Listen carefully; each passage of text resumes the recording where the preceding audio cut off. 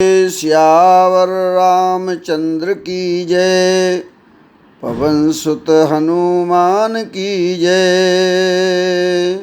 बोलिए गुरुदेव भगवान की जय। श्री हनुमान चालीसा का पाठ करते समय सर्वप्रथम श्री गुरु महाराज का ध्यान करना चाहिए। इसीलिए श्री हनुमान चालीसा का पाठ करने के पूर्व जो दोहा लिखा गया है, श्री गुरु चरण सरोज रज निजमन मुकुर सुधारि, वरणो रघुबर विमल यश जोदायक फल चार। क्योंकि मन की जब तक पवित्रता नहीं होगी तब तक आध्यात्मिक लाभ नहीं मिलते हैं। इसलिए मन दर्पण की तरह साफ हो जाए और अन्य किसी देवी देवता का ध्यान करते हैं तो वो उतना चैतन्य स्वरूप नहीं है जितना गुरु का स्वरूप होता है। क्योंकि गुरु को साक्षात देखता है जब शिष्य तो जल्दी ध्यान आ जाता है, उसके प्रति श्रद्धा होती है, निष्ठा होती है। और किसी भी पूजा पाठ के लिए श्रद्धा और विश्वास की बहुत आवश्यकता होती है। श्रद्धा और विश्वास का मतलब होता है बाहर का आडंबर, बाहर का संसार, उस समय मन बुद्धि चित्त अहंकार काम नहीं करता है। इसलिए आध्यात्मिक अवस्था जल्दी उत्पन्न हो जाती है।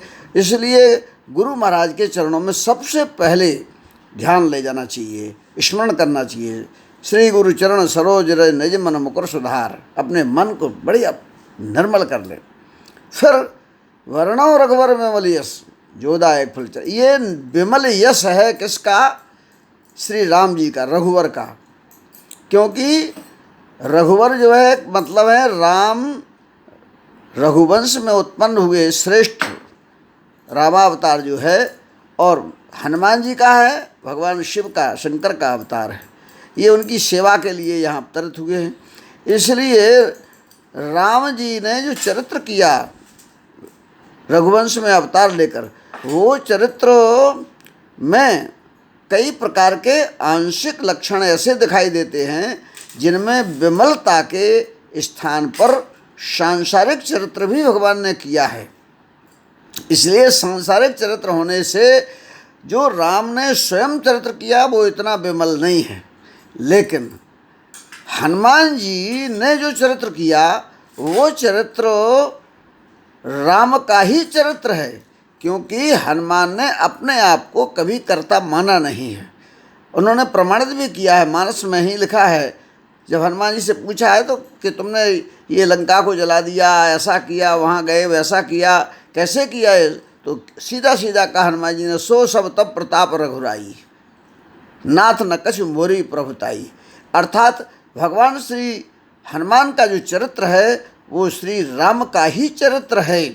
इसीलिए राम के द्वारा स्वयं जो चरित्र है उसमें तो नर चरित्र है, हरि चरित्र है, ब्रह्म चरित्र है, लेकिन यहाँ विमल चरित्र है। जो कर रहे हैं जिनके शरीर से वो कर्ता नहीं मान रहे हैं, तो उसमें उनके विकारों की कोई संभावना ही नहीं है। जब स्वयं ही अपने आप को अहंकार में है ही नहीं तो मन बुद्धि चित्त का कोई अस्तित्व ही नहीं रहता है। इसलिए विमल यश, ये राम का विमल यश कैसे है? राम का विमल यश यही है।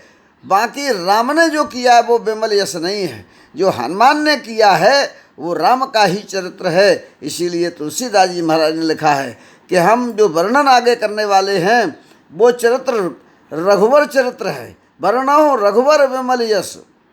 नहीं तो इस दोहे को लिखने की और ये लिखने की क्या जरूरत है कि ये रघुवर का चरित्र है, ये हनुमान का चरित्र लिखते, लेकिन नहीं, हनुमान ने अपना चरित्र कुछ किया ही नहीं।